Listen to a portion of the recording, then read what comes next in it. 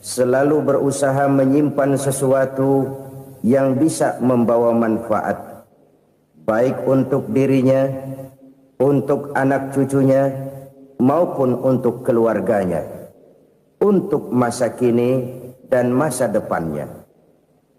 Kadang simpanan itu berbentuk uang, kadang berupa tanah, lain saat berbentuk pabrik, dan lain sebagainya. Sementara masa depan yang paling pasti adalah akhirat.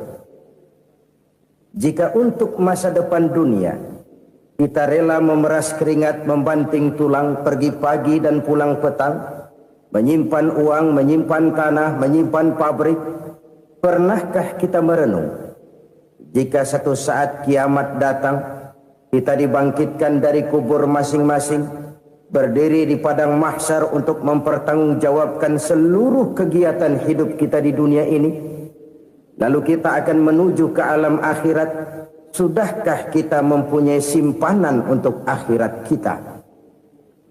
Pada pertemuan kali ini saya ingin menyampaikan sebuah hadis di mana Rasulullah sallallahu alaihi wasallam bersabda, "Arba'un min kanzil jannah."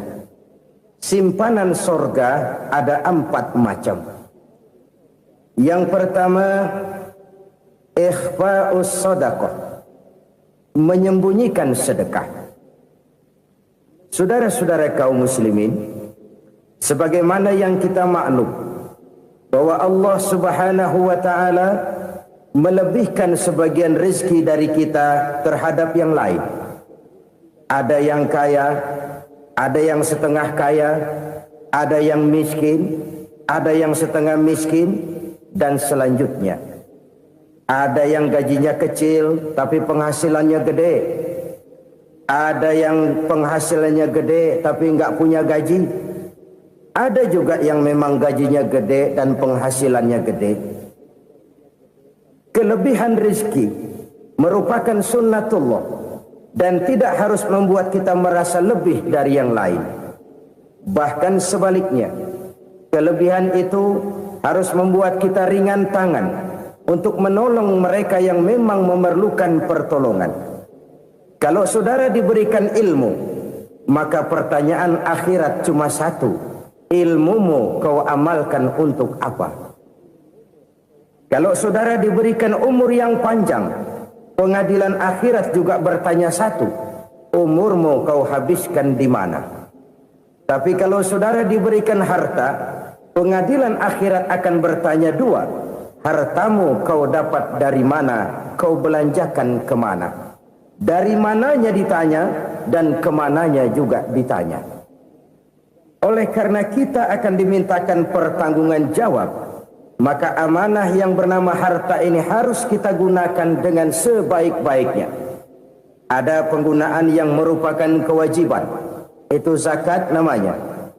Ada penggunaan yang sewaktu-waktu, itu infak namanya. Ada yang lebih sewaktu-waktu lagi, dan itu sedekah namanya. Zakat dia terikat oleh haul dan nisab, oleh putaran batas waktu dan ukuran dari harta itu sendiri. Sedangkan infak terikat oleh situasi dan kondisi perekonomian seseorang. Sedangkan sedekah tidak terikat dengan apapun. Dalam kondisi seperti apapun kita bisa melakukan sedekah dengan yang terkecil sekalipun. Sampai-sampai Rasulullah sallallahu alaihi wasallam mengajarkan, la tahqiranna minal ma'rufi syai'an walau an talqa akhaka biwajhin talik. Atau ada hadis, tabassumuka fi wajhi akhika laka shadaqah. Senyumanmu kepada temanmu adalah sedekah. Jadi untuk melakukan sedekah tidak harus dalam berbentuk uang. Dengan ilmu kita bisa sedekah, dengan tenaga kita bisa bersedekah, dengan pikiran kita bisa bersedekah, bahkan senyum kepada teman itu pun sedekah. Jadi kalau sedekah dengan uang memang belum punya uang, nyengir aja banyakin. Itu asal pada tempatnya, jangan lalu ketemu tiang listrik cengengesan. Tentu tidak pada tempatnya dan tidak wajar. Nah, sedekah yang paling dicintai Allah adalah sedekah yang disembunyikan.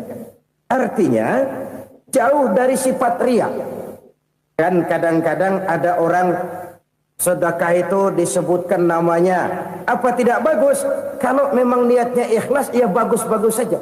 Untuk memberikan sugesti kepada yang lain. Di Fulan bin Fulan nyumbang sekian, diumumkan. Boleh kalau niatnya untuk memberikan rangsangan kepada yang lain supaya dia menyumbang lebih besar dari orang tadi. Tapi kalau itu mendatangkan riya, maka sedekah yang paling dicintai Allah adalah sedekah yang disembunyikan. Tangan kiri saja tidak tahu apa yang diberikan oleh tangan kanan. Sedekah yang dilakukan dengan ikhlas akan merupakan perbendaharaan surga, tersembunyi dari pandangan orang lain, tidak seorang pun tahu. Karena memang sikap yang baik adalah melupakan kebaikan dan mengingat kesalahan. Itu salah satu ciri orang bahagia. Orang yang selalu mengingat kesalahannya dan berusaha melupakan segala kebaikannya. Kalau dia akan berada kebaikan, dia tidak bisa ikut, dia merasa rugi karena dia merasa belum pernah berbuat baik. Tapi kalau akan melakukan kesalahan baru, dia ingat kesalahan yang sudah-sudah, sehingga terhalang baginya untuk melakukan satu kesalahan baru. Demikianlah saudara-saudara, bahwa Allah melebihkan rizki sebagian kita dari yang lain, agar terjadi tolong-menolong dalam kehidupan ini. Jadi kesenjangan yang nature, kesenjangan yang alami, itu sunnatullah. Ada yang kaya, ada yang miskin, ada yang kelas menengah. Nah, kenapa lalu sekarang kita berusaha mengentaskan kemiskinan? Oleh karena adanya kesenjangan struktural. Kalau yang kaya bisa semakin kaya, kenapa yang miskin tidak bisa naik jadi ikut sedikit kaya? Sebab pada dasarnya Islam adalah agama yang sejak turunnya sudah berupaya memerangi kemiskinan. Bahkan dikatakan kemiskinan itu mendekatkan kepada kekufuran. Orang kalau miskin udah dekat banget sama kafir. Gampang menjadi kafir. Berapa banyak saudara-saudara kita yang oleh karena soal perut, oleh karena soal materi, terpaksa meninggalkan dan menanggalkan akidahnya. Menjual petunjuk yang diberikan Allah dengan kesenangan dunia yang cuma sebentar ini. Na'udzubillah, thumma na'udzubillah. Jadi makin kita sembunyikan satu sedekah, semakin banyak perbendaharaan kita di surga. Sedekah yang paling dicintai Allah adalah sedekah yang disembunyikan. Malahan ada seorang sufi, dia punya kebiasaan kalau pergi sholat Jumat dia bawa uang, itu uang dia taruh di bawah tikar masjid. Dia niat sedekah kepada siapa saja yang nemuin itu duit. Maksudnya apa? Supaya yang nemuin nggak tahu siapa yang punya duit. Demikian dia saking ingin menyembunyikan sedekahnya. Karena sifat riya itu bisa memakan amal kita sendiri. Riya itu termasuk menyebut-nyebut kebaikan kita. Orang yang suka nepuk dada, sedikit-sedikit ngitungnya kalau nggak gua. Tuh kalau nggak gua tuh. Tuh yang belas itu kalau nggak gua, kalau nggak gua. Iya kalau nggak lu kenapa emang? Orang yang suka menepuk jasad. Tuh, biasanya memang begitu saudara-saudara. Kalau perang lagi berkecamuk, orang nggak sempat ngaku jadi pahlawan. Tapi begitu perang selesai, yang kagak kenal bedil ngaku pahlawan, mas. Itu sesuatu yang biasa. Oleh karenanya, orang-orang yang ikhlas dalam bersedekah, disembunyikannya sedekah itu, Allah cinta betul. Malahan ada hadis memberikan jaminan, inna sadaqatal mar'il muslimi tazidu fil umri wa tadfa'u mitatas su'i. Sesungguhnya sedekahnya seorang mukmin tazidu fil umri, bisa menambah umur panjang. Wa tadfa'u mitatas su'i, dan menyelamatkan manusia dari mati secara su'ul khatimah. Jadi siapa yang kepengen panjang umur, banyaklah sedekah. Yang bosan hidup, pelit terus. Sedekah menambah panjang umur dan menyelamatkan manusia dari mati secara su'ul khatimah. Pak, katanya umur itu nggak bisa ditambah, nggak bisa dikurangin. Kapan? Kalau ajal sudah datang. Wa idza jaa ajaluhum la yastakhiruna sa'atan wa la yastaqdimun. Kalau ajal datang tidak bisa dimajukan, tidak bisa dimundurkan. Itu kalau ajal sudah datang. Tidak bisa lagi umur ditambah dikurangi, sudah datang. Tapi kalau belum datang, itu kan haknya Allah. Mau ditambah, mau dikurangi, hak prerogatif Allah. Sebagai pencipta manusia, Allah maha kuasa dan maha mampu. Sedekah ini menambah panjang umur dan menyelamatkan manusia dari mati secara su'ul khatimah. Orang mati kan sama ya, kondisinya mati, nggak nafas. Tapi hakikat mati kan lain-lain. Ada yang mati itu husnul khatimah, baik akhirnya. Misalnya lagi ngaji mati, lagi sholat mati, lagi sedekah mati. Ini yang dinamakan dengan husnul khatimah, baik di akhirnya. Sebaliknya ada yang su'ul khatimah, jelek di akhirnya. Ini yang jadi catatan akhir. Lagi nyekek botol, mampus. Lagi banting kartu, modar. Su'ul khatimah, jelek pada akhirnya. Sedekah menyelamatkan manusia dari mati secara su'ul khatimah. Dan kita semua kepengen mendapat husnul khatimah, jauh dari su'ul khatimah. Oleh sebab itu yang bisa menyelamatkan kita dari penyakit itu antara lain adalah sedekah yang disembunyikan, yang dikerjakan dengan ikhlas karena Allah. Tidak karena kepengen dipuji orang, tidak karena ingin dikatakan orang pemurah, sebab orang dermawan itu orang yang memberi tanpa harus diminta. Kalau masih harus diminta, ya belum dermawan namanya, masih harus diminta. Kalau nggak diminta ya tulus, lolos, polos. Saudara-saudara kaum muslimin rahimakumullah. Harta adalah amanat dan akan kita pertanggungjawabkan. Allah melebihkan rizki sebagian kita dari yang lain agar kita saling tolong menolong, bantu membantu. Nabi janjikan siapa yang meringankan beban saudaranya muslim di dunia, Allah akan meringankan bebannya di akhirat nanti. Sebuah jaminan dari baginda Nabi.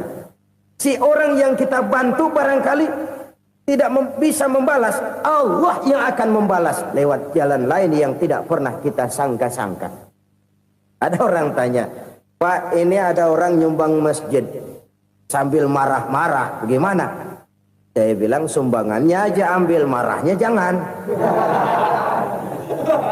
Marahnya jangan diambil, itu urusan dia. Saudara-saudara kaum muslimin rahimakumullah. Umat Islam ini kan umat yang punya potensi besar. Kadang kita merenung, kenapa kadang-kadang pembangunan masjid kok lambat sekali? Kalau hotel hari ini peletakan pertama, bulan depan peresmian. Supermarket hari ini peletakan batu pertama, minggu depan peresmian. Tapi kalau sudah yang namanya masjid, kadang-kadang peletakan batu pertama sekaligus jadi batu terakhir. 3 tahun, 4 tahun, campur nebar jalak di jalanan, duit dijaring kayak ikan sepat. Apa tidak ada orang Islam yang kaya? Banyak. Apa tidak ada pengusaha muslim yang jadi konglomerat? Ada. Lalu yang belum banyak itu yang komit terhadap nilai-nilai agamanya. Akhirnya kita jatuh jadi umat yang lemah. Belum ada pengusaha konglomerat muslim buka pabrik supermi cap bedug misalnya umpamanya atau pabrik kecap cap sorban supaya identitas keislamannya sedikit kelihatan. Kita jatuh jadi umat yang lemah karena potensi tidak terinventarisir dengan baik. Kita ini ibarat kompor yang cuma matengin nasi orang lain. Potensi kita dimanfaatkan oleh orang lain. Ukhuwah Islamiyah kita baru terbatas kepada silaturahmi. Ukhuwah di bidang ekonomi kita lemah, ukhuwah di bidang kebudayaan kita lemah, apalagi ukhuwah di bidang politik kita lebih rapuh lagi. Padahal ukhuwah itu adalah totalitas kehidupan manusia, menyangkut ipolek sosbud, memerlukan nilai-nilai ukhuwah. Jadi oleh karena itu mari kita menyadari di dalam harta kita, walaupun kita yang cari pergi pagi pulang sore peras keringat banting tulang, di sana ada harta anak yatim, di sana ada hak masjid, di sana ada hak pesantren, di sana ada hak jihad. Berbahagialah seseorang apabila dia oleh Allah dijadikan keran. Keran itu menyimpan air, tapi tidak untuk dirinya, tapi disalurkannya kepada mereka yang memang memerlukannya. Saudara-saudara kaum muslimin rahimakumullah, ini yang pertama. Jadi perbendaharaan surga adalah menyembunyikan sedekah. Orang lain nggak tahu, kita pun nggak pernah ngitung-ngitung. Kita anggap lewat begitu saja, padahal itu deposit akhirat. Satu. Yang kedua, perbendaharaan surga itu apa? Wa kitmanul musibah, menyembunyikan kesulitan. Kadang orang takut menghadapi kesulitan, tapi makin kita merenung, hidup ini kan sebenarnya urusan. Takut sama urusan, ya jangan hidup. Tandanya orang hidup itu kalau punya urusan. Urusan melupakan problem. Problem sering menimbulkan kesulitan. Kesulitan bukan untuk ditakuti, tapi untuk diatasi dan dicarikan jalan keluarnya. Siapa sih orangnya yang nggak pernah sulit-sulit? Makin tinggi status sosialnya, makin gede urusannya. Makin tinggi kualitas imannya, makin berat tingkat kesulitannya. Cuma memang yang namanya enak itu seperti pelangi. Biang lala itu nggak pernah di atas kepala kita, di atas kepala orang melulu. Lu sih enak lu, kata kita. Dia juga bilang yang enak kan lu. Pelangi itu nggak pernah di atas kepala kita. Kata tukang beca, aduh enak ya naik Mercy. Kata tukang beca, apa yang di dalam mobil Mercy? Aduh enak bener tukang beca, di jok ngeringkuk ngorok pules bener. Saya kamar pakai AC sejuk, tempat tidur sutra empuk, alga spring bed, pulak pulik nggak bisa pules kalau belum minum Valium, belum tidur. Enak bener tukang beca, di jok ngorok nggak tahu wetan kulon. Si tukang beca bilang yang di Mercy enak, yang di Mercy bilang tukang beca enak. Inilah enak, nggak pernah di atas kepala kita, di atas kepala orang lain melulu enak itu. Nah, saudara-saudara, yang merupakan perbendaharaan surga itu orang yang bisa menyembunyikan kesulitan, baik pribadi ataupun rumah tangga. Nih terutama rumah tangga yang jadi soalnya. Kadang-kadang kita ini kalau senang, sebaliknya kalau senang kita diam, kalem aja, cuek. Banyak banget duit kita bawaan, diam aja udah. Malah ketemu orang takut. Tapi begitu susah, sekampung tahu. Padahal Nabi mengajarkan perbendaharaan surga itu menyembunyikan musibah, menyembunyikan kesulitan. Kalau enak, cerita sama orang-orang. Kalau nggak enak, rasain sendiri, tekan sendiri, atasin sendiri. Kita kan sebaliknya, senang kita diam, asal lagi susah, paling tidak kita nyari teman buat cerita kesusahan. Siapa orangnya yang nggak pernah susah? Cuma soalnya bagaimana kita mengatasi kesusahan itu sendiri. Begitu juga misalnya kalau orang sudah berumah tangga, itu orang tuanya harus menjadi tempat dia cerita yang enak-enak saja. Yang nggak enak rasain berdua, selesaikan berdua, atasin berdua. Jangan dibalik. Asal senang diam, giliran susah saja. Maknya laporan. Terbalik. Bisa menjaga security informasi. Maka nama bayam keluar diam, malah seluitan. Enak amat lu makan daging ayam. Security informasi. Saudara-saudara kaum muslimin rahimakumullah. Ujian yang terberat itu yang pernah diberikan kepada para nabi, para rasul, para aulia, para ulama. Makin tinggi keimanan, makin berat bentuk kesulitan. Ayo saya kemukakan satu contoh saja. Ada seorang nabi yang kaya, nabi kaya, namanya Nabi Ayub. Iblis kalau orang begini kan keki, ibadahnya rajin, kaya. Nih yang kayak begini susah digodain. Kalau ibadahnya rajin, miskin, kali bisa disogok. Sini imannya mantap, ibadahnya rajin, kaya, nabi lagi. Oh, tapi namanya iblis, nggak kurang akal. Laporan, Tuhan, kenapa iblis? Ya ini bahasa saya, bahasa Qurannya sih nggak gitu. Itu hambamu yang namanya Ayub, dia rajin ibadah cuma karena dikasih kaya aja. Coba kasih miskin dia, berhenti dia sembahyang. Ah, kamu bisa aja. Saya tahu Ayub itu hambaku yang ikhlas. Saya buktiin Tuhan, silahkan. Dibuktiin lah, iblis turun ke alamin. Yang mula-mula dia lakukan, dia rusak sawah ladang Nabi Ayub. Dia binasakan binatang ternak Nabi Ayub. Sehingga dalam waktu singkat, jatuhlah Nabi Ayub dari orang paling kaya jadi orang paling miskin. Beliau masih ibadah di mihrab dalam masjid. Datang iblis. Saudara Ayub, ya, lagi ngapain? Ibadah. Nyembah Allah, nyembah Allah. Oh, percuma. Kenapa? Tuhan yang ente sembah nih, dia udah bikin miskin ente. Sawah ladang ente hancur lebur, binatang ternak binasa. Sekarang ente jadi orang paling miskin. Ngapain nyembah Tuhan kayak begitu? Tekor. Udah berhenti dah ibadah, berhenti ibadah. Ini iblis sama Tuhan laporannya lain, yang dikerjakan kepada Nabi Ayub juga lain. Benar begitu iblis, kata Nabi Ayub. Iya, sawah ladang saya habis, buras. Binatang ternak saya binasa, binasa. Saya miskin, bangpak. Apa jawab Nabi Ayub? Bukan innalillahi, ini hebat.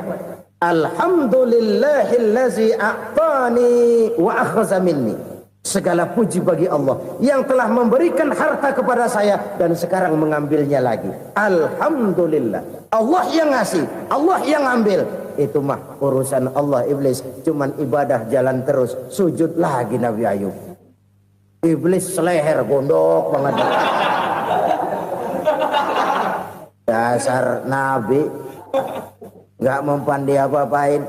Miskin malah alhamdulillah. Allah yang ngasih, Allah yang ngambil.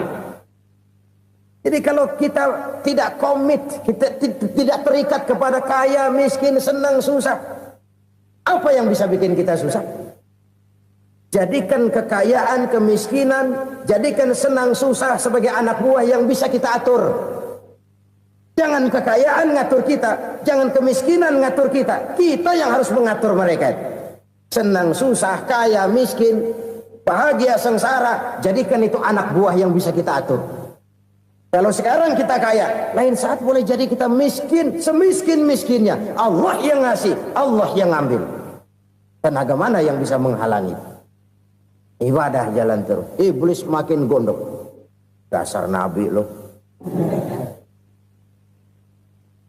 Akhirnya apa? Nabi Ayub dikerjain, diberikan penyakit. Demikian fatal penyakitnya. Bayangin, udah miskin sakit. Masya Allah. Miskin sakit. Sakitnya nggak lama, kira-kira 16 tahun. Istrinya 3, 2 mental minta ceraiin. Ngerawatin laki bengek begini. Senang belum tentu, susah udah pasti nih. Cerai aja, cerai dah. Cerai. Tinggal satu Siti Rahmah yang setia menemani beliau. Sesetia-setianya hati perempuan. Satu saat Siti Rahmah bilang, "Bang, iya, abang kan Nabi bang. Lalu namanya Nabi kan doanya jarang meleset bang. Maksud kamu minta kenapa sih sama Tuhan biar abang sembuh baik dah bang?" Siti Rahmah, iya. Saya sakit berapa tahun sih dah? 16 tahun bang. Sebelum ini saya sehat berapa tahun? Ya kira-kira 60 tahun bang. Nah coba ente banding-bandingin Rahmah. Saya dikasih sehat 60 tahun. Dikasih sakit 16 tahun. Sudah nggak sabar. Mau doa kepada Allah minta sembuh. Saya malu. Malu kepada Allah.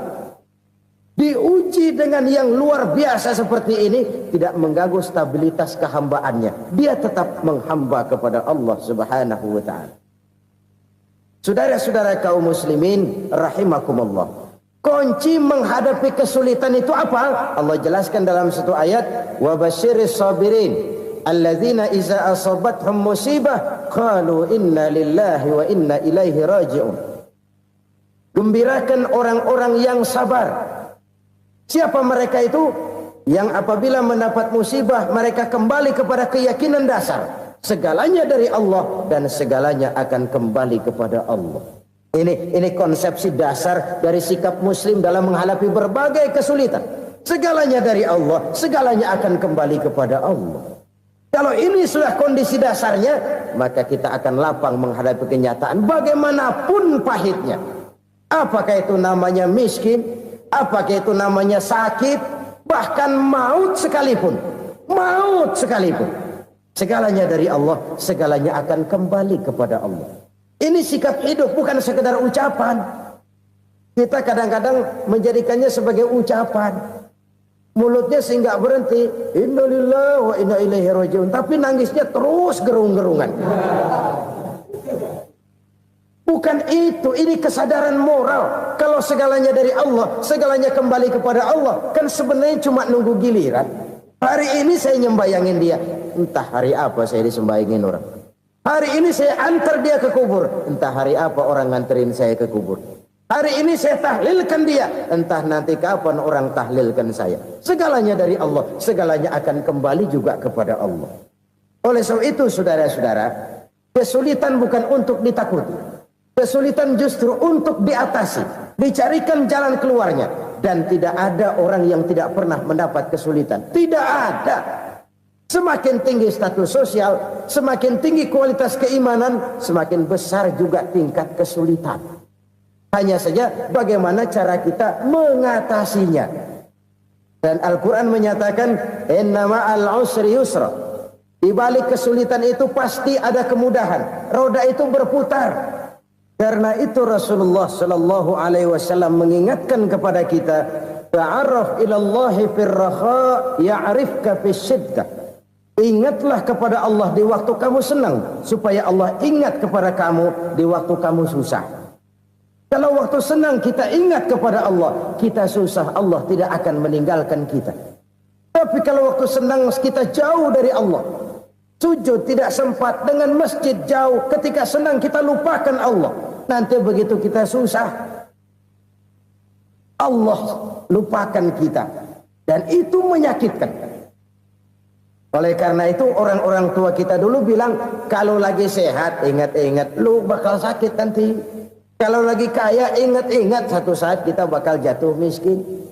Bahkan kalau lagi muda ingat-ingat kita bakal tua. Dan yang terpenting, kalau lagi hidup ingat-ingat kita bakal mati.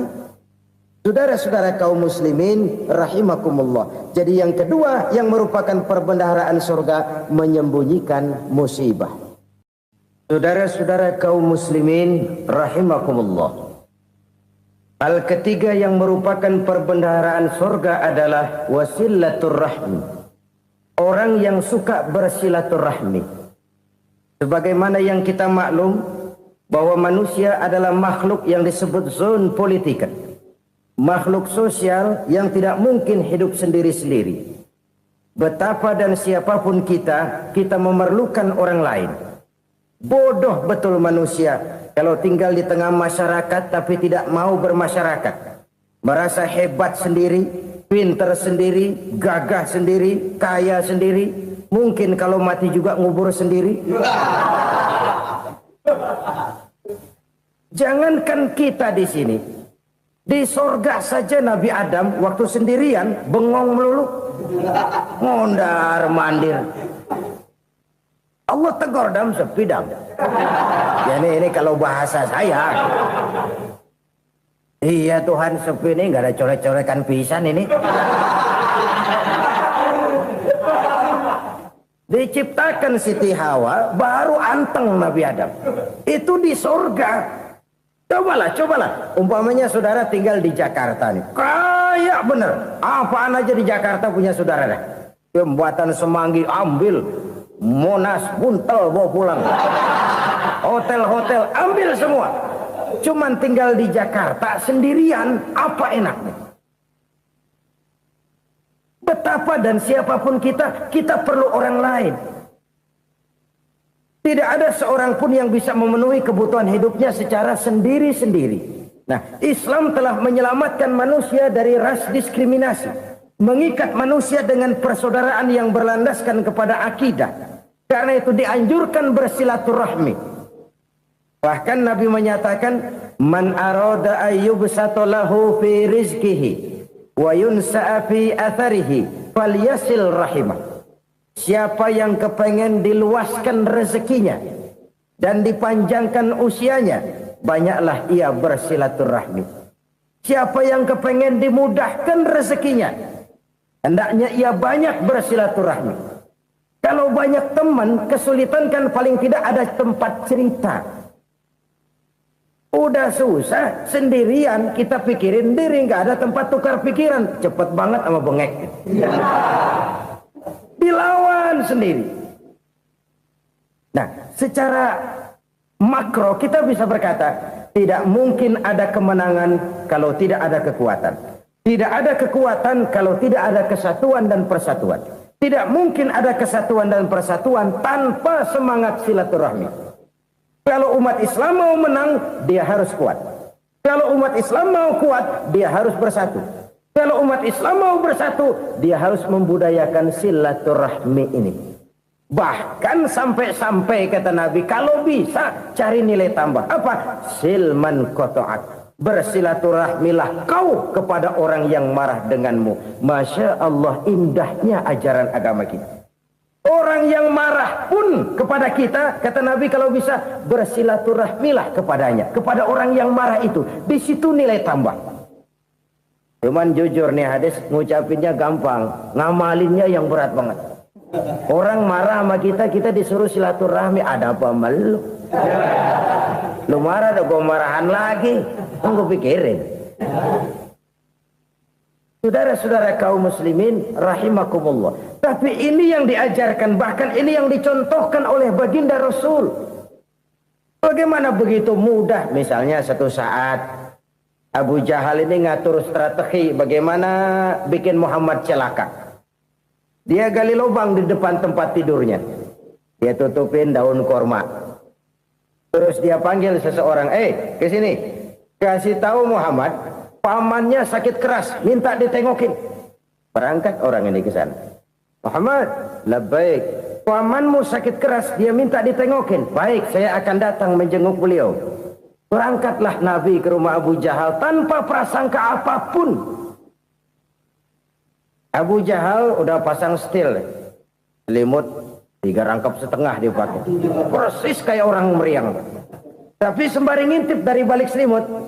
Begitu Muhammad buka pintu, nah masuk perangkap nih. Muhammad jalan menuju tempat pembaringan.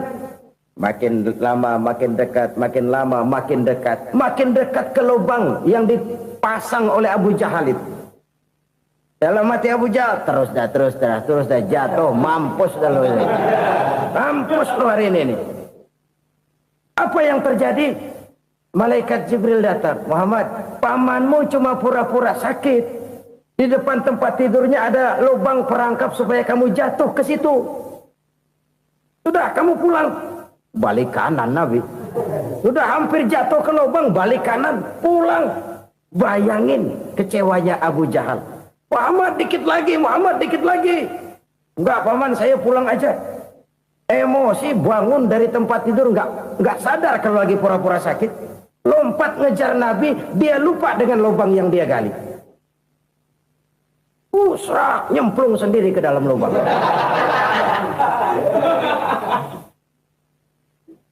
Nabi terus berlalu. Ini terjadi keanehan. Jatuh ke lubang yang dia gali itu sebenarnya nggak terlalu dalam ya, antara 3-4 meteran lah. Tolong saya jatuh ke lubang ini. Datanglah pelayan-pelayannya itu. Angkat saya dari sini. Ngulurin tambang. Satu gulung, belum juga nyampe itu tambang. Kurang, beli lagi ke warung. Sambung, ulur lagi, nggak juga bisa sampai. Wah ini kerjaan Muhammad ini. Tolong siapa salah seorang kamu ke rumah Muhammad, kasih tahu encangnya kecebur. Minta ditolongin. Sampaikan kepada Rasul. Kenapa? Pamanmu jatuh ke lubang, Muhammad minta tolong diangkatin. Tambang udah nyambung-nyambung nggak nyampe juga. Ya nanti saya datang saya tolong. Coba. Nyata-nyata orang berniat jahat mau mencelakakan dia. Datang dia menolong. Ini yang disebut air tuba dibalas air susu ya ini. Bukan sebaliknya. Air tuba dibalas air susu. Paman, kecebur ya? Iya Muhammad, tolong ini. Pegang tangan saya. Nabi ulurkan tangannya. Nyampe. Dipegang oleh Abu Jahal. Diangkat ke atas. Sampai atas. Apa kata Abu Jahal? Sihirmu memang hebat Muhammad. Udah ditolongin dikata sihir. Yang enak kita kemplang kan itu orang begitu. Urusan apa? Tapi inilah akhlak. Kalau bisa kamu bersilaturahmilah dengan orang yang marah kepadamu sekalipun. Orang marah kita tetap baik. So, kalau kita berbuat baik sama orang yang memang baik, rasanya sih biasa-biasa aja. Orang baik kita baik lagi. Ya draw aja, belum ada nilai tambah di situ. Baru ada nilai tambah kalau kita bisa berbuat baik kepada orang yang nyakitin kita. Itu namanya kita setingkat di atas dia. Dia sakitin kita, kita berbuat baik sama dia. Dia pelit sama kita, kita baik sama dia. Dia marahin kita, kita deketin dia. Di situ kita punya nilai tambah. Jadi siapa yang ingin diluaskan rezekinya kata Nabi dan dipanjangkan umurnya, hendaklah ia banyak-banyak bersilaturahmi. Sederhana sebenarnya silaturahmi. Tapi silaturahmi membangkitkan semangat kesatuan dan persatuan. Kesatuan dan persatuan melahirkan kekuatan. Dalam matematika, 1 ditambah 1 pasti 2. Tapi di tengah masyarakat, 1 orang takut ditambah 1 orang takut, hasilnya jadi 2 orang setengah berani. Kenapa setengah berani? Karena udah berdua. Tadi pan takut sendirian. Kalau dia kumpul turu-turu takut lah jadi berani. Kita yang lemah, kita yang tidak berdaya, kita yang miskin, kalau mau kompak bersatu, apa yang nggak bisa kita kerjain? Apalagi tinggal di kota besar, pilihan cuma 2, bertahan atau minggir. Bertahan atau minggir. Untuk bisa bertahan harus mampu bersaing. Untuk mampu bersaing harus punya keahlian. Keahlian harus ditunjang dengan pendidikan. Ditambah oleh kekompakan sebagai umat. Udah miskin mencar mulu, orang injak kita. Orang nggak pandang urusan apa yang malu. Oleh karena itu silaturahmi pada hakikatnya merupakan ruh dari ukhuwah yang diajarkan oleh agama kita. Bagaimana Islam menyelamatkan masyarakat manusia dari ras diskriminasi, mengikat manusia, dan tidak ada persaudaraan yang lebih indah selain persaudaraan yang diikat dengan nilai-nilai akidah. Sepanjang orang di jalan Allah, itulah saudara kita. Keluar dia dari jalan Allah, selesailah persaudaraan sampai di situ. Karena itu, kalau ingin menyimpan sesuatu di surga, banyaklah bersilaturahmi. Datang ke rumah ini, datang ke rumah itu, dan lain sebagainya. Itu simpanan kita di akhirat nanti. Ini yang ketiga. Saudara-saudara, yang keempat, perbendaharaan surga itu apa? Wa qawlu la hawla wa la quwwata illa billah. Ucapan la haula wa la quwwata illa billah. Ibadah kan ada yang berat, modalnya besar. Bangun masjid berat, modalnya besar. Bangun rumah sakit berat, modalnya besar. Ada ibadah yang berat tapi modalnya ringan. Misalnya puasa. Puasa itu berat, mengendalikan nafsu. Kalau sekedar nggak makan nggak minum sih enteng, mengendalikan nafsu itu jihad terbesar. Tapi kan modalnya ringan, cuma niat saja. Ini ibadah berat, modalnya ringan. Ada ibadah yang ringan, modalnya juga enteng. Seperti termasuk ucapan la haula wa la quwwata illa billah. Tanpa sadar, la haula wa la quwwata illa billah, nyelengin tuh di surga. Nyelengin, kita nggak terasa, nyelengin simpenan akhirat. La haula wa la quwwata illa billah, nyimpan lagi. Kaget, la haula wa la quwwata illa billah, nyimpan lagi. Banyak simpenan. Walaupun sebenarnya yang dimaksud di sini adalah kesadaran batin bahwa tidak ada daya dan kekuatan kecuali Allah. Itu intinya. Kita memulai pekerjaan disunahkan baca bismillah, kan begitu. Apa itu? Kesadaran moral Bahwa ini saya bisa kerjakan. Saya kerjakan ini dengan menyebut nama Allah. Kenapa? Kalau Allah tidak memberikan daya dan kekuatan, mana mampu saya kerjakan ini. Maka saya kerjakan ini dengan menyebut nama Allah. Bismillah. Kesadaran moral. Manusia hanya wajib berusaha, tapi nggak pernah wajib berhasil. Banyak hal-hal yang kalau kita renungkan secara rasio nggak mungkin. Tapi jadi kenyataan. La haula wa la quwata illa billah. Tidak ada daya dan kekuatan kecuali bagi Allah semata-mata. Kesadaran moral akan kelemahan dan keterbatasan makhluk bernama manusia. Kadang kita kagum dengan otak, tapi kita sering lupa sama yang bikin otak.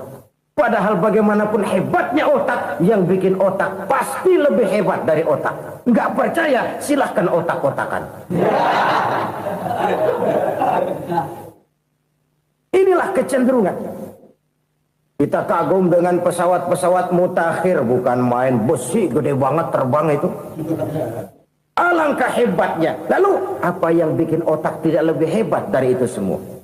Kita puji laut. Apa yang bikin laut tidak lebih hebat dari laut itu? La haula wa la quwata illa billah.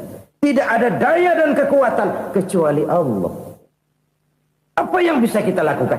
Kalau tidak karena daya dan kemampuan yang diberikan oleh Allah kepada kita. Lahirlah sikap tawadu, rendah hati. Tidak melonjak menjadi angkuh dan sombong. Sadar akan kelemahan dan keterbatasan diri. Sebagai makhluk yang diciptakan oleh Allah subhanahu wa ta'ala. Jadi satu sisi ini ucapan yang berpahala. La haula. Jadi wiridan. Pada sisi lain ini kesadaran moral. Sikap mental, kesadaran batin bahwa yang punya daya dan kekuatan itu cuma Allah. Kita nggak pantas untuk sombong, sebab sombong itu pakaiannya Allah. Kita nggak sedang pakai pakaian Allah, kegedean. Dan makin kita renungi, makin terbentur. Apa sih yang bisa kita sombongin? Kita mau sombong apa? Kayak pintar, itu kan semua relatif. Di atas langit masih ada langit lagi. Jadi oleh karenanya, marilah kita menyadari. Manusia hanya wajib berusaha, tapi tidak pernah wajib berhasil. Yang berusaha saja tidak wajib berhasil, apalagi yang tidak berusaha. Islam bukan agama orang pemalas yang selesai sholat lalu endelohom, nggelenggem ayem-ayem. Tapi Islam bukan agama orang sombong yang setelah berusaha lalu tidak memerlukan Allah. Kita bisa saja bikin proyeksi tahun sekian kita bakal panen besar menurut perhitungan otak. Tapi ada kejadian lain. Apa? Tikus ngambek. Habis itu dimakanin tikus, panen gagal. Proyeksi rasional gagal oleh tikus-tikus yang ngambek itu. Bisa saja terjadi. Tahun depan kita panen besar. Urung. Kenapa? Musim panas panjang. Dan sekarang ini koran-koran bikin berita musim mengalami penyelewengan. Bukan cuma manusia yang nyeleweng sekarang. Musim pakai nyeleweng. Mestinya kan musim hujan udah selesai. Masih hujan-hujan juga. Musim. Nah sekarang kita boleh bikin proyeksi, kita bakal panen besar. Tahu-tahu musim panas panjang, sawah retak, air kering. Cari teknokrat yang paling botak, suruh pendekin tuh musim panas. La haula wa la quwata illa billah. Inilah kesadaran moral. Saudara, saya teringat satu saat ada seorang konglomerat. Umurnya ya kira-kira 70-an. Suatu saat dia ditanya oleh wartawan, Pak, umur Bapak berapa sih? Ya paling 10 tahun. 10 tahun? 10 tahun? Anak Bapak berapa orang? Satu saja? Satu. Harta Bapak berapa? Ya paling-paling bangsa 7 juta kali. 7 juta? Iya. Pak, kenapa Bapak bohongi saya? Bapak punya buku biografi. Koran-koran, majalah-majalah banyak memuat cerita riwayat hidup Bapak. Saya tahu umur Bapak 70. Kenapa bilang cuma 7 tahun? Saya tahu anak Bapak 8. Kenapa cuma bilang 1? Saya tahu harta bapak miliaran, mungkin triliunan, pabrik di mana-mana, bank di mana-mana. Kenapa bilang uang bapak cuma 7 juta? Nah, kata si konglomerat tadi, kamu benar nak, kamu benar. Umur saya kalau jumlahnya memang 70 nak. Cuman ingat-ingat saya, baru 7 tahun terakhir ini saya sujud. Baru 7 tahun terakhir ini saya berusaha dekat dengan Allah. Saya laksanakan perintahnya, saya jauhi larangannya.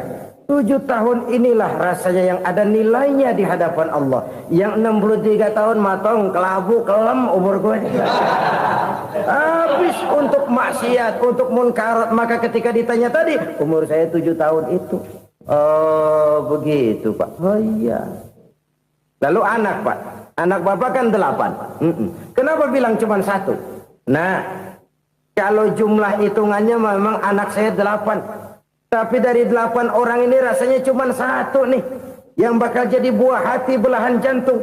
Pelanjut cerita, penerus sejarah. Bakal jadi anak soleh yang akan mendoakan saya. Cuma 1 rasanya anak saya ini yang bakal jadi buah hati saya. Besar-besaran saya. Yang akan mendoakan di kubur saya. Yang akan mendoakan di akhirat saya. Yang 7 orang mana, Masya Allah, yang atu tenggeng, yang atu nyekek botol ngolo, yang atu nggak karu-karuan. Makanya saya bilang 1 anak saya yang akan bisa mendoakan saya. Oh begitu Pak. Iya. Nah harta Pak, harta bapak kan triliunan, pabrik bapak di mana-mana, uang bapak hampir di tiap bank-bank besar. Kenapa bilang cuma 7 juta? Betul kau nak. Harta saya kalau jumlahnya memang miliaran, triliunan mungkin. Tapi yang saya ingat baru 7 juta tuh yang saya belanjakan di jalan Allah. Saya nyumbang masjid, saya santuni yatim piatu, saya bantu pembangunan pesantren, saya bantu pembangunan rumah sakit Islam. Itu yang akan saya bawa pulang ke akhirat, yang 7 juta itu. Yang triliunan itu nanti akan diperebutkan oleh anak-anak saya sebagai waris saya. Jadi harta saya 7 juta itu yang bakal nemenin saya di akhirat. Yang akan saya bawa pulang jadi teman saya. Saudara-saudara kaum muslimin, jangan-jangan orang tua itu adalah kita-kita ini. Jangan-jangan kita-kita ini adalah orang tua itu. Jangan-jangan itu potret dari diri kita masing-masing. Dari sekian umur yang diberikan Allah, berapa tahun yang ada nilainya di hadapan Allah? Dari sekian anak-anak yang merupakan amanah, berapa yang akan mendoakan kita sebagai orang tuanya menjadi anak soleh? Dari sekian banyak harta yang diberikan Allah, berapa yang akan kita bawa pulang menghadapnya nanti, yang kita belanjakan di jalan Allah? Ini sebuah potret kehidupan. Karena itu kita kembali kepada la haula wa la quwwata illa billah. Kita wajib berusaha, kita wajib berikhtiar. Selebihnya, segala daya dan kekuatan hanya milik Allah saja semata-mata. Satu kesadaran batin dari setiap pribadi muslim. Setelah ia berusaha dan berikhtiar, ia menyerahkannya kepada Allah Subhanahu wa ta'ala. Jadi, satu sisi ini merupakan wiridan ucapan yang mengandung pahala. Pada sisi lain, ini merupakan sikap batin dari seorang muslim di dalam ia menghadapi realitas kehidupan ini. Saudara-saudara kaum muslimin rahimakumullah. Kalau ini kita jadikan satu basis kehidupan, maka ini akan menyelamatkan manusia dari kemungkinan tergelincir menjadi orang yang lupa diri dan lupa darat. Sebab itu Imamul Ghazali berpesan, jadidis safinah fa innal bahra amiq wa khuziz zad fa inna safara ba'id wa khaffifil hamla fa innal hamla sadid. Perbarui selalu kapalmu karena lautan sangat dalam. Bawa bekal yang banyak karena perjalanan ini sangat jauh. Ringankan beban karena kebanyakan beban akan menyakitkan. Alangkah indah kalimat ini, alangkah dalam makna yang terkandung di sana. Perbarui selalu kapalmu karena lautan sangat dalam. Apa artinya ini? Jaga mentalmu baik-baik. Pelihara imanmu baik-baik karena hidup penuh cobaan seperti lautan. Kita kalau berlayar di lautan kan kadang-kadang tenang, angin bertiup sepoi-sepoi basah. Jika malam datang bintang gemintang bertabur menghias cakrawala. Rembulan memantulkan sinarnya dengan indah. Dalam keadaan begitu berlayar enak. Tapi lain saat ombak menggunung, halilintar menyambar, angin topan bertiup. Berapa banyak sudah saudara-saudara kita yang tenggelam di lautan dunia tanpa sadar bahwa dia belum sampai kepada pantai yang akan dituju. Berapa banyak sudah saudara-saudara kita yang tenggelam di lautan dunia ini tanpa sempat bangkit lagi. Dia menyangka sudah sampai kepada tujuannya. Hati-hati kapal jangan sampai bocor karena lautan sangat dalam. Iman ini jaga baik-baik karena hidup penuh dengan ujian. Wa khuzizat fa inna safara ba'id. Bawa bekal yang banyak karena perjalanan sangat jauh. Saudara mau ke Bandung, bawa duit. Saudara mau ke Surabaya, banyakan lagi duitnya. Saudara mau ke Mekah, gepokan, iketan tuh duit nggak lembaran lagi. Makin jauh perjalanan, makin banyak bekal yang harus kita bawa. Kalau saudara dari Jakarta mau ke Surabaya, kagak bawa duit berangkat juga, itu sih bukan berani namanya, nekat. Sampai Surabaya belum tentu, sengsara di jalan udah pasti. Kenapa? Nggak bawa bekal berangkat. Sama juga kita nih, misalnya belum sempat sembahyang, mati. Waduh, berani banget orang. Belum punya bekal, mati. Sengsara di jalan. Atau bekal tidak cukup. Dari Jakarta saudara mau ke Surabaya, bawa duit 500 perak. Paling jauh Cikampek nyampenya itu. Paling jauh itu. Antara jauhnya perjalanan dengan bekal yang saudara bawa tidak seimbang. Hidup ini perjalanan panjang. A walking tour. Dimulai dari alam arwah. Sebelum jasad diciptakan, roh diciptakan lebih dulu. Dari situ pindah ke alam rahim. Dari alam rahim pindah ke alam dunia. Dari alam dunia pindah ke alam barzah. Baru menuju akhirat. Satu perjalanan panjang. Kalau bekal tidak bawa, sengsara di jalan. Bawa bekal yang banyak karena perjalanan ini sangat jauh.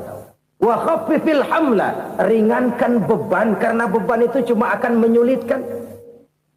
Kalau bekal itu sih keperluan, tapi beban nggak kita perluin, coba ngeberat-beratin. Apa ini beban? Dosa, kecurangan, kebatilan, kezoliman, ketidakadilan, kesewenang-wenangan.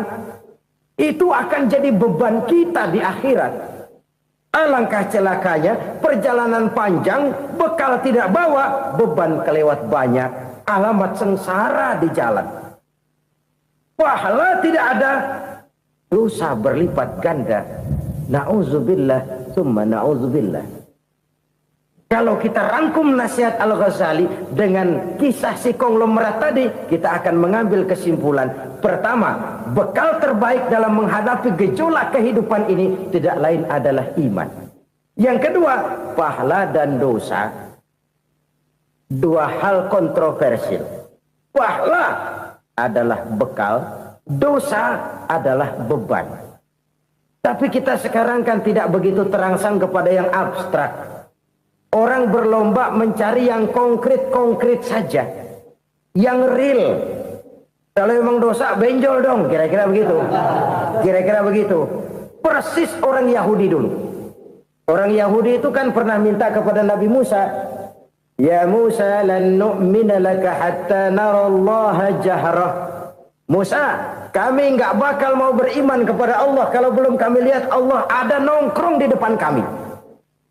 Kalau memang Tuhan ada, taruh dong di depan kami. Mau yang konkret-konkret saja. Kalau memang dosa, benjol dong. Kalau memang pahala, berasa dong. Orang terangsang kepada yang real, yang konkret-konkret saja. Karena itu, untuk mengejar dosa, orang mau bayar. Tapi untuk mengejar pahala, walaupun tidak bayar, orang segan. Ini yang dikatakan oleh Nabi, kamu mengharapkan ke surga, tapi kamu berat melaksanakan sesuatu yang bisa membawa kamu ke surga. Kamu ingin jauh dari neraka, tapi tiap saat kamu lakukan perbuatan-perbuatan yang justru menjerumuskan kamu ke neraka.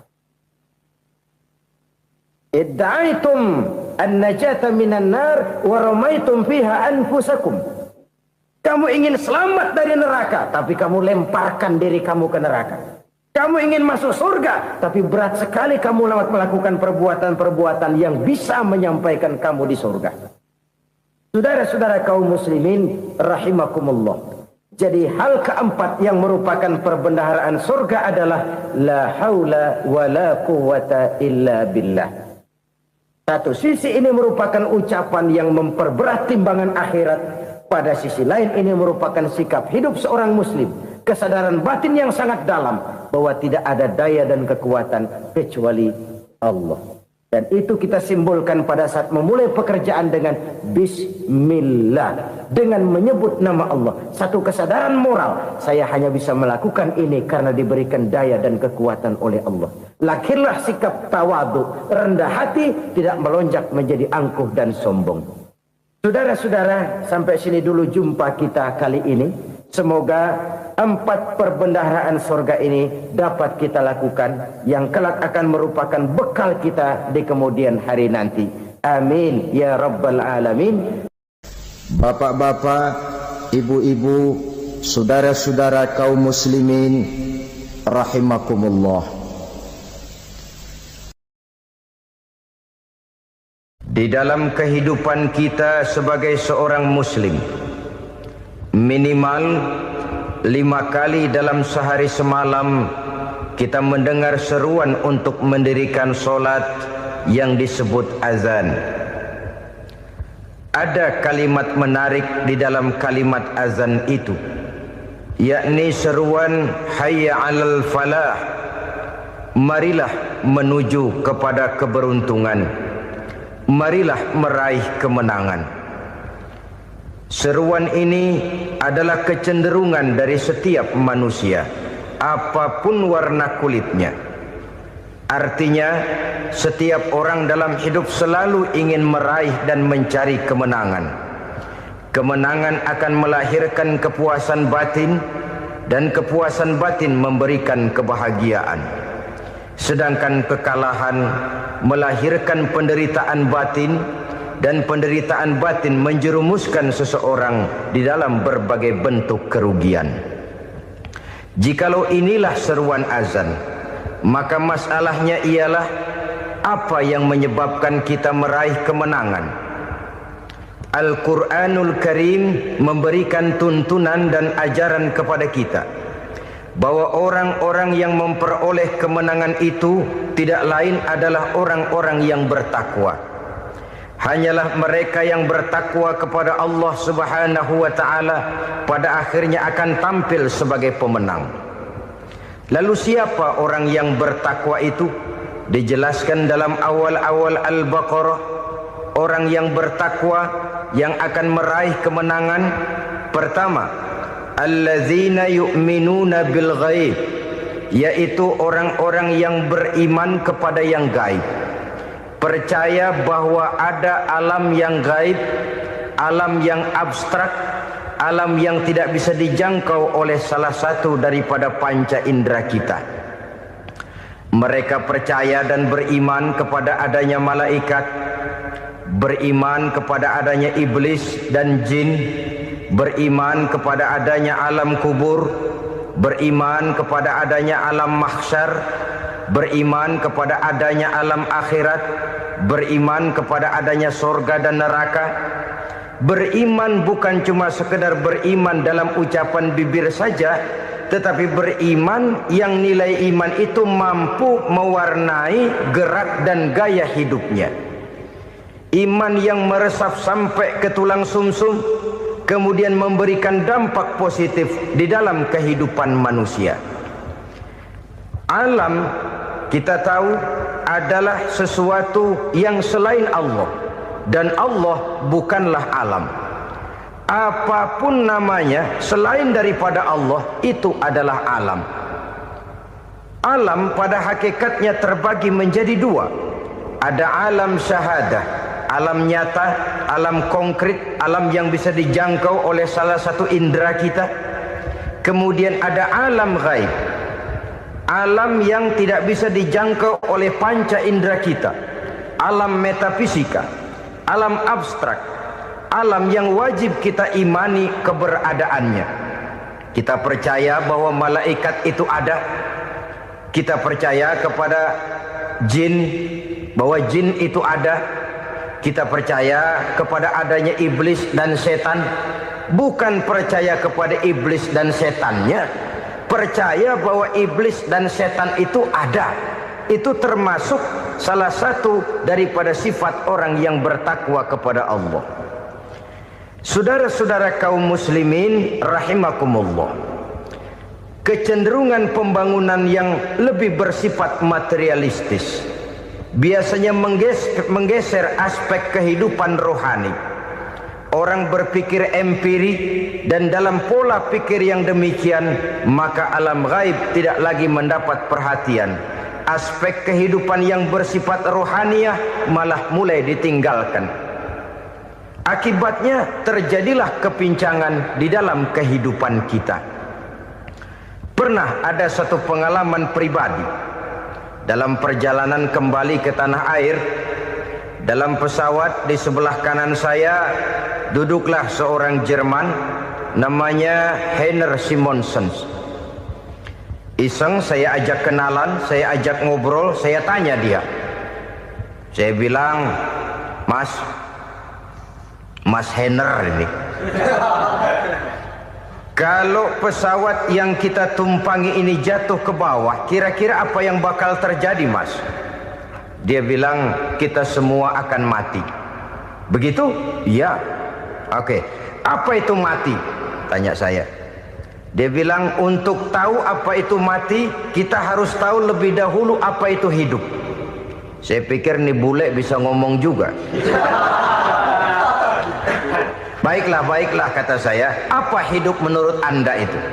Oh, hidup itu dia bilang, kalau seluruh anggota badan kita bekerja secara normal, paru-paru memompa darah secara normal, jantung berdetak secara normal, sel-sel tubuh bekerja secara fit, dan organisme tubuh hanya mau bekerja secara normal, dia bilang, kalau kita memberi makan yang cukup, menu yang teratur, dan gizi yang lengkap. Saya bilang, kesimpulannya apa, Ner? Dia jawab, hidup adalah dari tangan ke mulut. Life is from the hand to the mouth, kata dia. Hidup adalah dari tangan ke mulut. Jadi masalah hidup tidak lebih daripada masalah isi perut. Orang pergi pagi, pulang sore, peras keringat, banting tulang, perut yang dibelain. Saya bilang, you are wrong. Sampean salah, Ner. Kamu orang Islam bukan? Bukan. Pantas. Kenapa saya salah? Dia bilang, ya jelas salah. Salahnya di mana? Kamu ini manusia. Kalau hidup cuma dari tangan ke mulut, saya bilang, kambing di kampung saya juga begitu pikirannya, Ner. Itu kambing di kampung saya, asal perutnya kenyang, sudah hidup dia.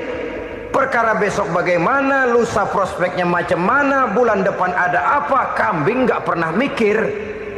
Di kampung saya kambing juga pikirannya begitu. Kamu Kristen ya? Tadinya. Loh kok tadinya, lalu apa sekarang kamu ini?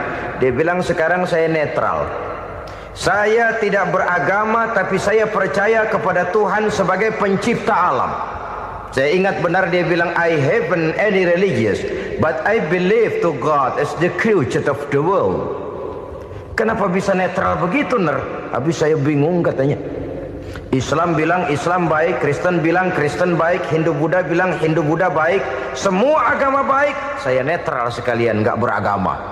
Yang penting saya percaya kepada Tuhan. Saya bilang, Ner, kamu ini kayak orang mau beli celana, lalu bingung. Yang satu bilang Levi's bagus, yang satu bilang Blue Jean hebat, yang satu bilang Wool England hebat.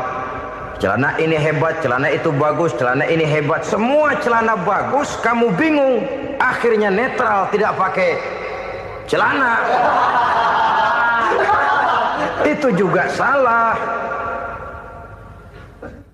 Saya pikir-pikir, kemudian saya melihat bahwa dua pola berpikir Heiner ini nampaknya sudah mulai menggejala di lingkungan masyarakat bangsa kita. Disadari atau tidak, secara jujur kita harus berkata, dua pola pemikiran Heiner ini mulai berkembang di tengah masyarakat bangsa kita. Pertama, pola pikir materialisme. Hidup adalah dari tangan ke mulut. Masalah hidup tidak lebih masalah isi perut. Itu yang perlu dibela, dan disitulah arti kehidupan. Pergi pagi, pulang sore, peras keringat, banting tulang untuk mempertahankan perut.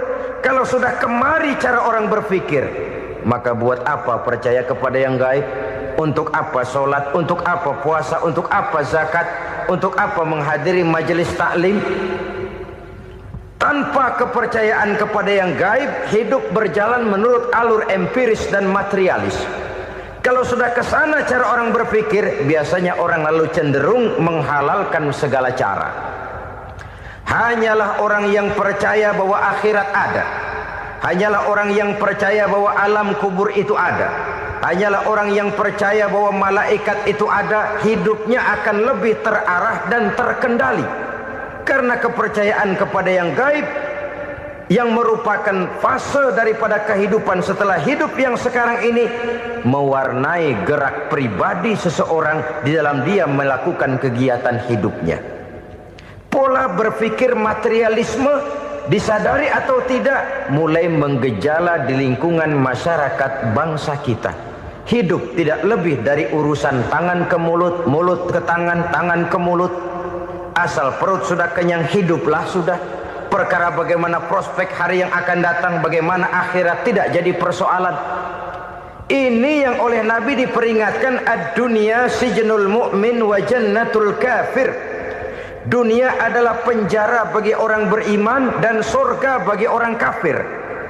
Dulu di zaman Belanda hadis ini pernah disalah tafsirkan, disalah artikan, digunakan sebagai senjata untuk mengkebiri dan membuat impoten umat Islam.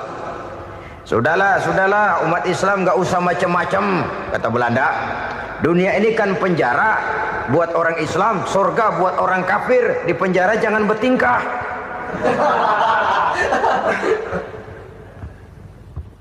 Pengertiannya tidak begitu. Dunia adalah penjara bagi orang mukmin. Artinya dalam kehidupan dunia seorang mukmin tidak bebas memperturutkan hawa nafsunya. Di penjara hawa nafsunya itu. Sebaliknya, surga bagi orang-orang kafir. Buat orang kafir, surgalah dunia ini.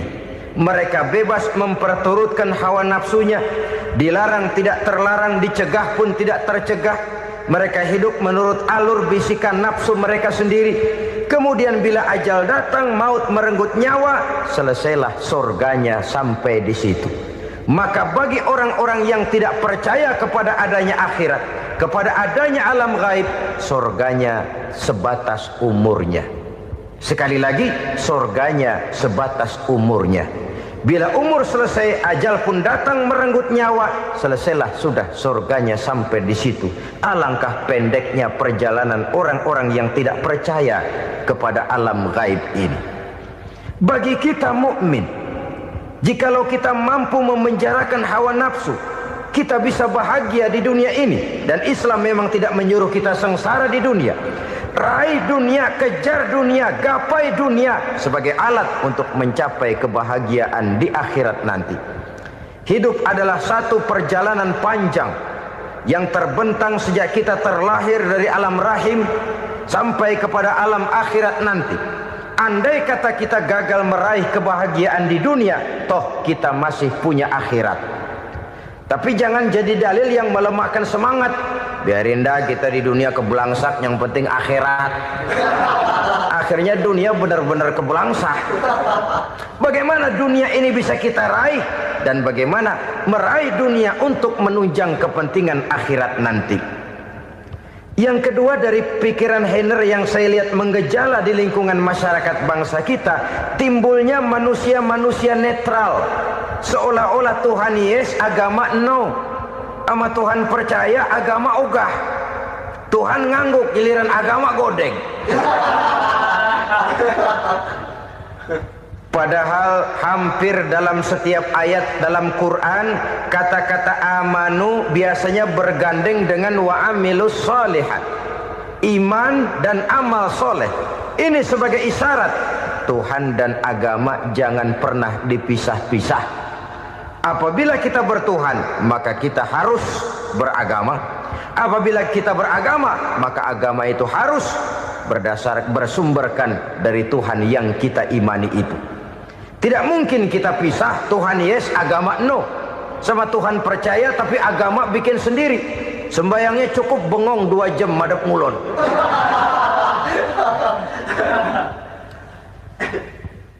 Saudara-saudara kaum muslimin rahimakumullah. Jadi dengan demikian, agama yang kita akui merupakan unsur mutlak di dalam pembangunan sekarang ini, merupakan bagian dari kehidupan yang menuntun kita bahwa di balik alam nyata ini, di balik alam syahadah ini ada alam gaib. Dan mudabbir, murabbi, yang mengatur, yang menguasai, yang memelihara baik dia alam nyata, baik dia alam gaib, tidak lain adalah Allah Subhanahu wa ta'ala. Di sana ada satu super power, satu maha kekuatan yang kita perlu bersandar kepadanya. Sebagai makhluk nyata yang hidup di alam nyata, berbuatlah secara nyata sebagaimana harusnya kita berbuat. Karena Islam jelas bukan agamanya orang pemalas. Islam jelas bukan agamanya orang yang mengajarkan setelah selesai sholat boleh duduk, nggelenggem ayam-ayam, ndelohom, menghitung bintang di langit sambil menunggu keajaiban. Tidak. Islam adalah agama yang mengajarkan apabila sholat sudah selesai kamu kerjakan, bertebaranlah di permukaan bumi, cari karunia Tuhanmu. Jangan hidup berpangku tangan menunggu keajaiban.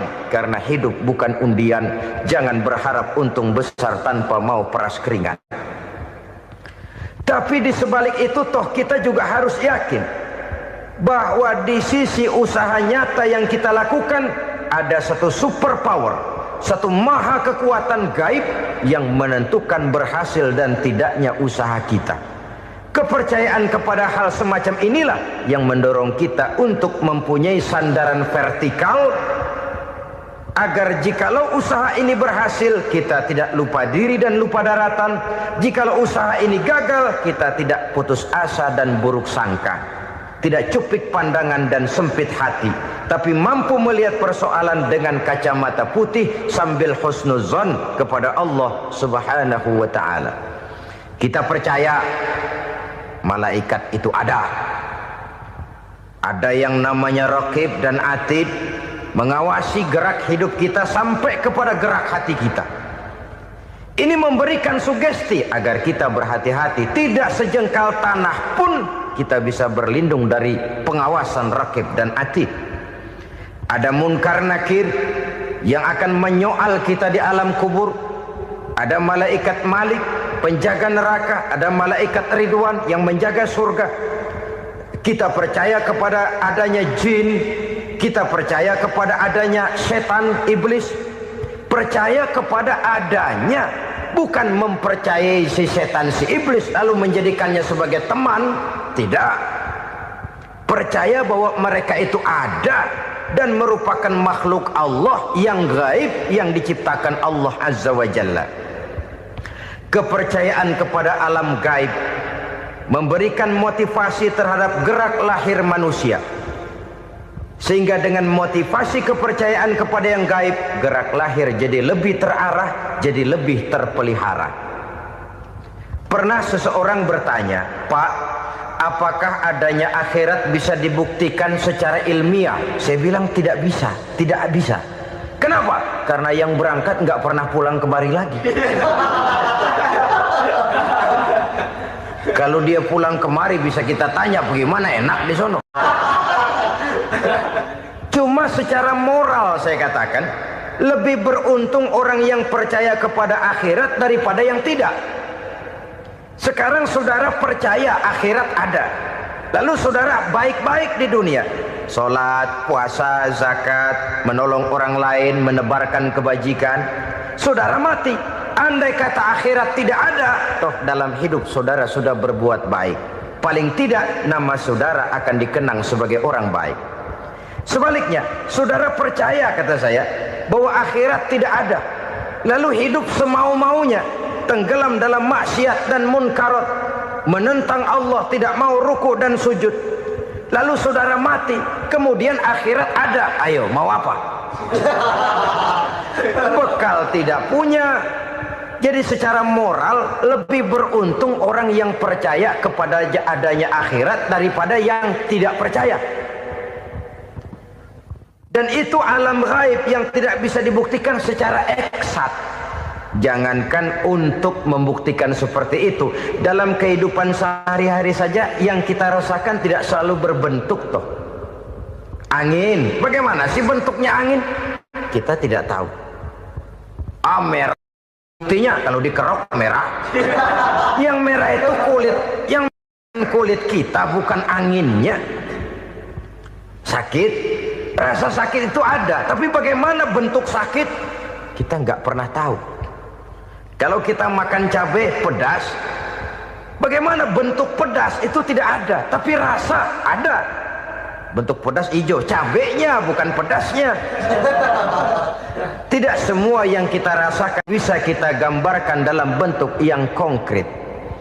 Oleh karena itu, sekali lagi bahwa kepercayaan kepada alam yang gaib mampu memberikan satu sugesti yang menata kehidupan seseorang lebih lurus, lebih terarah, dan lebih terkendali. Maka wajar kalau kepercayaan kepada yang gaib mengantarkan seseorang untuk meraih kemenangan. Kenapa? Dia percaya kepada yang gaib, bahwa akhirat ada, bahwa alam kubur ada, bahwa pertanggungan jawab itu ada. Maka dia lalu tidak hidup saenae udele dewe itu loh. Tidak hidup menurut seleranya sendiri, terarah, teratur. Ini cirinya yang pertama. Orang bertakwa yang akan meraih kemenangan, mereka beriman, mereka percaya kepada yang gaib. Bahkan hal-hal konkret saja selalu berangkat dari yang gaib. Saudara-saudara, para remaja, para pemuda sekarang ini tidak pernah tahu toh siapa yang akan jadi teman hidup saudara. Kita bisa saja ngerancang, mentargetkan, tapi toh akhirnya yang namanya jodoh bukan kekuasaan kita. Rezeki di luar kemampuan kita. Begitu juga ajal.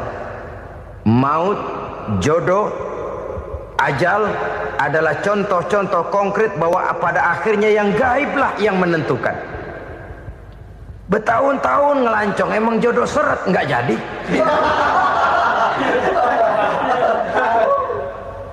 Begitu kenal baru setengah malam nginep ditangkap hansip kan. Hal-hal semacam itu kadang-kadang kita berpikir suuzon, gilet, perempuannya cakep banget, lakinya rebek amat. Memang begitulah jodohnya. Memang begitulah jodohnya. Saudara hadirin ma'asyiral muslimin yang saya hormati, jadi hal-hal yang konkret saja kita yakini sepenuhnya ditentukan oleh satu superpower yang gaib itu tadi. Dari sanalah segala ketentuan itu berangkat dan kesanalah segalanya akan kembali. Maka kepercayaan kepada yang gaib meluruskan gerak hidup seseorang dan itu akan mengantarkan dia kepada meraih kemenangan. Satu. Yang kedua, wa yuqimuna shalah. Orang bertakwa yang akan meraih kemenangan itu adalah orang-orang yang mendirikan sholat. Kenapa sholat mengantarkan orang untuk meraih kemenangan? Yang jelas, inna sholata tanha anil fahsya'i wal munkar. Sholat mampu mencegah manusia dari perbuatan keji dan munkar. Banyak filsafat hidup yang terkandung di dalam sholat ini. Sejak kita wudhu sampai kita menghadap ke arah kiblat, sampai kita melakukan gerak-gerak sholat, bacaan-bacaan yang ada di dalam sholat, lalu sampai kepada mengucapkan salam. Banyak filsafat hidup yang terkandung di dalam sholat. Umpamanya saja, setelah takbiratul ihram mulai kita dengan sholat dalam posisi berdiri, diajarkan dalam kitab-kitab fikih agar kita melihat ke arah tempat sujud. Ini kan filsafat kehidupan. Kalau kamu sholat dalam posisi berdiri, lihat tempat sujud. Jangan sholat mata jelalatan, sebab nanti bisa mengurangi kekhusyuan. Jadi wajar kalau yang dikatakan bahwa yang paling afdol adalah shaf yang di depan. Kenapa? Secara harfiah pengertiannya akan lebih mengundang kekhusyuan. Kenapa? Kalau kita di shaf paling depan di masjid umpamanya paling banter kita lihat tembok. Tapi kalau kita shaf di tengah atau di belakang, orang-orang di depan kita pun akan kelihatan. Yang bajunya loreng, yang bajunya genggang, yang bajunya macam-macam. Kita lihat, kadang-kadang kita pikirin, ada yang bajunya bolong. Kita sholat tapi dalam hati, nih orang bajunya robek yang nggak tahu apa. Ada saja hal-hal yang mengusik kekhusyuan kita. Oleh sebab itu diajarkan dalam posisi berdiri, lihat, arahkan pandangan matamu kepada tempat sujud. Ini kan filsafat kehidupan. Maksudnya apa? Kalau lagi diri lihat dong tempat sujud. Kalau udah di atas ingat dong sama yang bawah. Kalau sudah tinggi ingat dong dari mana kamu berangkat. Kalau sudah berkuasa bantu dong yang lemah. Kalau sudah kaya santuni dong yang miskin. Kalau sudah alim bimbing dong yang awam. Ini filsafat kehidupan. Dalam posisi berdiri kau lihat tempat sujud. Ini akan melahirkan kepekaan sosial di mana seseorang mau tahu kepada orang lainnya. Bagaimanapun kaya kita, tinggi pangkat dan jabatan kita, jikalau hidup hanya untuk kepentingan perut sendiri saja, rasanya belum membawa manfaat di dalam kehidupan kita. Tapi efek yang tertinggi sesungguhnya, sholat mencegah manusia dari perbuatan keji dan munkar. Perbuatan keji dan munkar walaupun kelihatannya mendatangkan uang, membawa keuntungan, tapi itu keuntungan semu, keuntungan sementara. Dengan menipu orang lain kita bisa dapat untung, tapi tidak membawa berkah. Dan itu adalah kerugian besar dalam kehidupan kita. Maka untuk meraih kemenangan harus dimulai dengan membentuk kepribadian yang tegar, memiliki sandaran vertikal yang langsung kepada Allah Subhanahu wa ta'ala. Dan itu hanya bisa kita tempuh melalui jalur ibadah formal yang sudah ditentukan Allah, yakni sholat yang 5 waktu. Untuk memperkuat itu ada sholat-sholat sunnah, rawatib, nawafil sebagai terminal-terminal kontrol cadangan untuk memelihara stabilitas temperatur batin di dalam kita berhubungan dengan zat yang maha gaib, yaitu Allah Subhanahu wa ta'ala. Orang sering bertanya, Pak, itu tetangga saya nggak sholat, duitnya nggak habis-habis, Pak. Nggak sholat tapi mobilnya tambah terus. Nggak sholat tapi usahanya makin maju. Tapi di sisi lain ada orang yang rajin sholat, rezekinya butak bener. Anaknya mana kurus, mana korengan. Saudara hadirin ma'asyiral muslimin rahimakumullah. Harus saya katakan bahwa sholat memang bukan untuk cari duit. Sholat adalah sandaran vertikal kita kepada Allah. Sedangkan soal rezeki itu berkaitan dengan sifat Allah maha pengasih dan maha penyayang. Allah maha pengasih, siapapun dikasih kalau mau usaha. Allah maha penyayang, tidak semua orang disayang oleh Allah Azza wa Jalla. Dan belum tentu banyak harta itu merupakan nikmat. Mungkin juga istidraj. Artinya istidraj itu dikasih tapi diambulin, kalau bahasa Betawinya itu. Dikasih tapi diambulin, itu bukan merupakan nikmat sesungguhnya, lebih merupakan azab dari Allah Subhanahu wa ta'ala.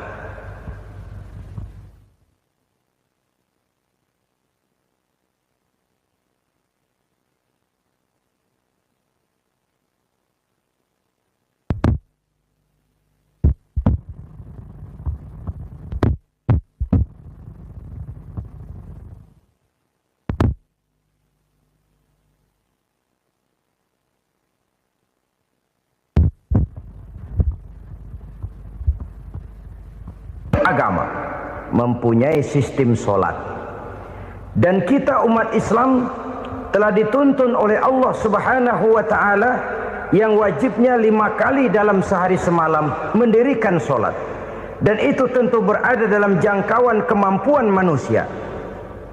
Pada awalnya barangkali kita memang merasa solat itu satu kewajiban, tapi semakin kita hayati makna, manfaat dan filsafat yang terkandung di dalam ajaran solat, semakin sampai kita kepada keyakinan bahwa solat adalah keperluan kita. Sehingga pada waktu tertentu dinilai puncaknya, kita tidak lagi akan berkata saya wajib solat, tapi kita akan berkata saya perlu solat. Kalau kita sudah merasakan itu adalah keperluan kita, nah di sanalah kita baru akan merasakan ruginya kalau hal itu tidak kita laksanakan. Sepanjang kita masih berkata saya wajib solat, kita akan lebih merasakan dia sebagai beban ketimbang sebagai keperluan.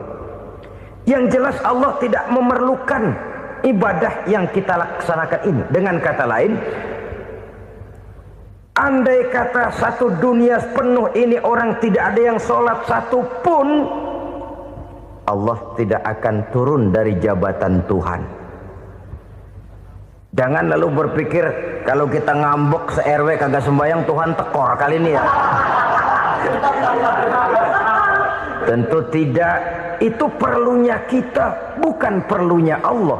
Dan pada induknya kita akan berkata saya perlu agama. Kalau secara induk kita sudah memerlukan agama, maka konsep-konsep yang ada di dalam ajaran agama itu pun adalah juga merupakan keperluan kita. Baik dia bernama sholat, baik dia bernama puasa, baik dia bernama zakat, baik dia bernama haji, seluruhnya adalah keperluan kita. Dan sesuatu yang kita perlukan apabila tidak kita laksanakan akan melahirkan kerugian di dalam kehidupan. Jangan heran kalau kita membaca riwayat perjalanan hidup para salafus soleh, orang-orang soleh. Ada yang tahajud sampai 100 rakaat, ada yang sholat malam kakinya sampai bengkak. Kita sekalinya bengkak biri-biri. Ada yang sholat membaca surah dalam Al-Quran sampai khotam Quran. Kok mau? Mereka sudah merasakan itu keperluan. Itu saja soalnya. Satu saat pun jikalau kita merasa bahwa itu keperluan saya, kita pun akan melaksanakan seperti itu. Keperluan saya dalam kehidupan. Inilah yang kedua. Yang ketiga, orang bertakwa yang akan meraih kemenangan itu, wa mimma razaqnahum yunfikun. Mereka membelanjakan sebagian daripada rezeki yang diberikan Allah kepada mereka. Mereka infakkan di jalan Allah. Ada satu dialog menarik. Satu hari seorang anak muda bertemu dengan seorang kakek-kakek yang sudah dikenalnya baik. Bertanyalah anak muda ini, "Kek, umur kakek berapa tahun?" 15 tahun, kata si kakek. Anak kakek berapa orang? 1. Harta kakek berapa banyak? 15 juta. Si anak muda ini bengong. Lalu protes, "Kok kakek bohongin saya?" "Kenapa?" "Saya tahu umur kakek 70 tahun. Kenapa ngaku 15? Saya tahu anak kakek 5. Kenapa bilang 1? Saya tahu kakek miliuner, miliaran uang kakek. Kenapa ngaku cuma 15 juta? Begini, kata si kakek tadi. Benar, umur saya 70 tahun. Tapi dari umur yang 70 tahun itu baru 15 tahun terakhir ini saya merasakan ibadah kepada Allah. Meninggalkan maksiat, jauh dari segala macam munkarat. Maka yang 15 tahun inilah yang benar-benar saya rasakan sebagai umur saya. Benar anak saya 5, tapi yang 4 susah diatur.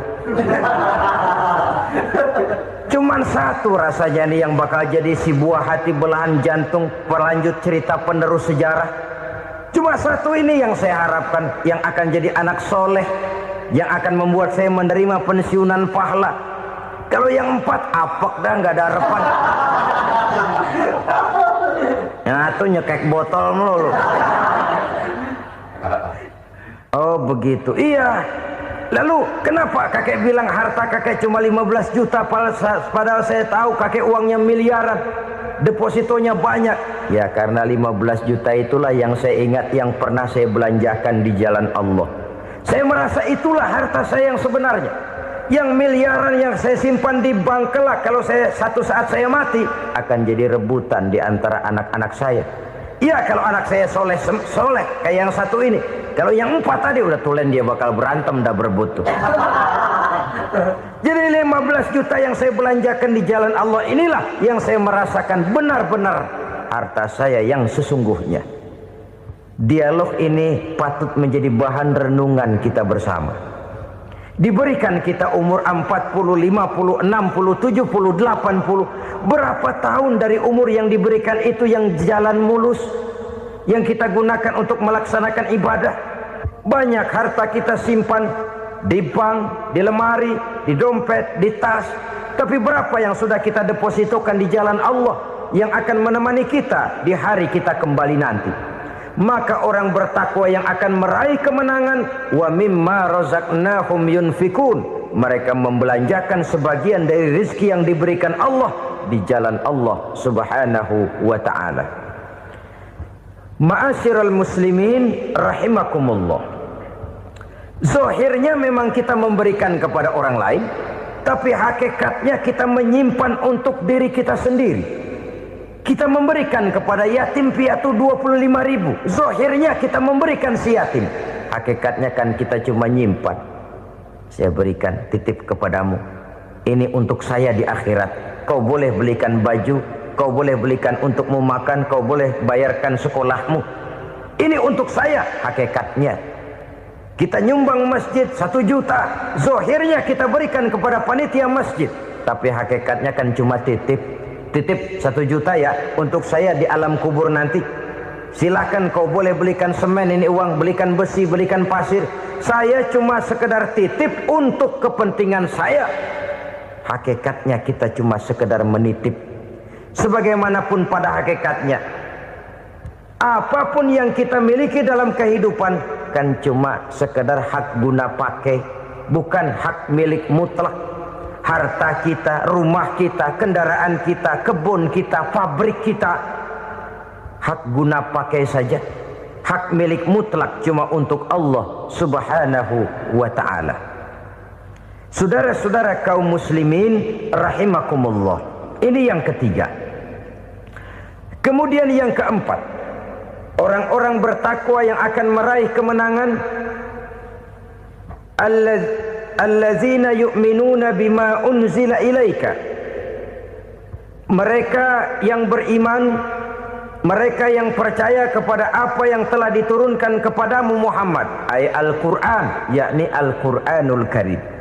Setelah percaya kepada yang gaib, mendirikan solat, kemudian menginfakkan sebagian dari rezeki yang diberikan Allah, mereka juga lalu percaya kepada yang diturunkan terhadap Nabi, yaitu tidak lain Al-Quranul Karim. Sekali lagi di sini, percaya bukan hanya sekedar percaya saja, tetapi percaya lalu menjadikan Al-Quran itu sebagai pedoman hidup. Sebab memang Al-Quran itu adalah GBHM, garis-garis besar haluan muslim.